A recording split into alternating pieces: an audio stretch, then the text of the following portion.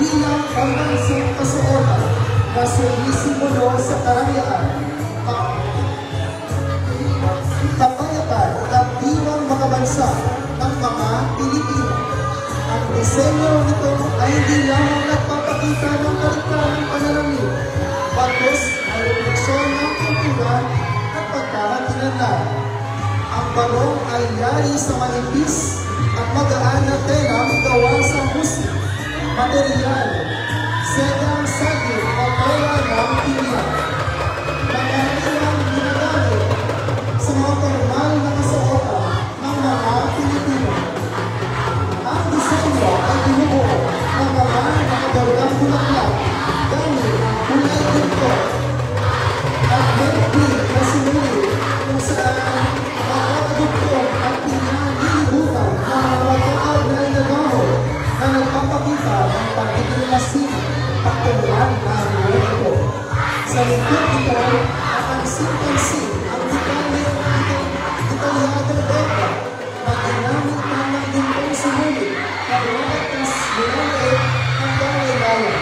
Mayroon din itong mahabang lunas at luwag na bagas na isinusuot na hindi nakasuksok alinsulat sa tradisyonal na estela ng Barong Tagalog. Ang magulay at masiling na nota ay nagbibigay ng korda, elegante at mga bayang anyo sa modernong Barong Tagalog. Taga-disenyo ng kasuotan, Ginoong Manuel Arcanes Alisna Jr. Ginoo bilang ani, Charles Claire Michael A. Bistor. Ang makabagong barong na ito ay halos sa bayad ng bayan ng Sigma. Ang bayad o maliit na bubong kawayan ay sumasagisag sa diwa ng bayanihan at matibay na ugnayan ng pamilya ng mga Sigmahanon.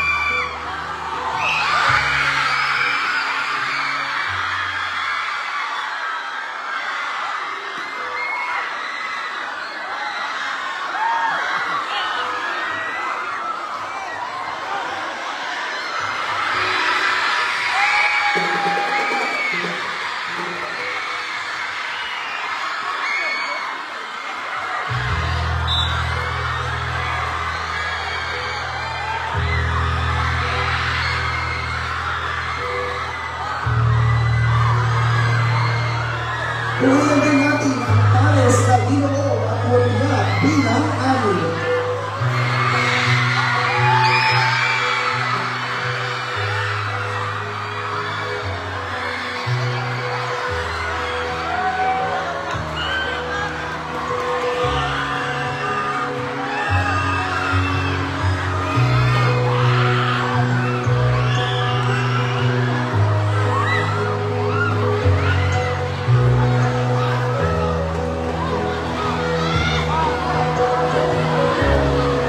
Muli, palakpakan natin ang ating anim na matigising na mga guro at anim na magagandang education. Once again, Muslim.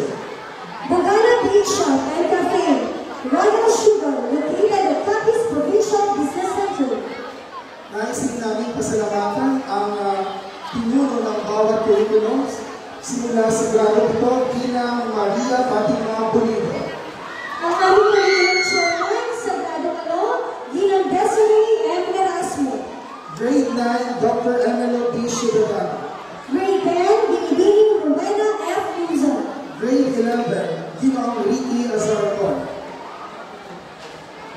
At grade 12, Ginang Irene Jr. Nais din namin pasalamatan ang lahat na dumalo sa ating ginawa at bugyan ng Bika 2025. At sa lahat ng mga guro sa iba't ibang departamento ng ating paaralan. At lahat ng mga department heads.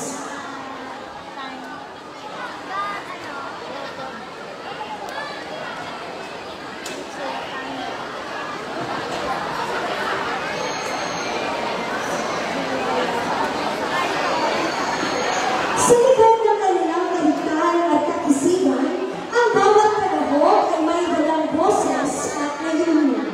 Ang tunay na diwa ng isang tagumpala ng pagandahan ay hindi lamang nasusukat sa ganda ng mukha o gilas ng hindi, kundi sa kanilang paninindigan at advokasya.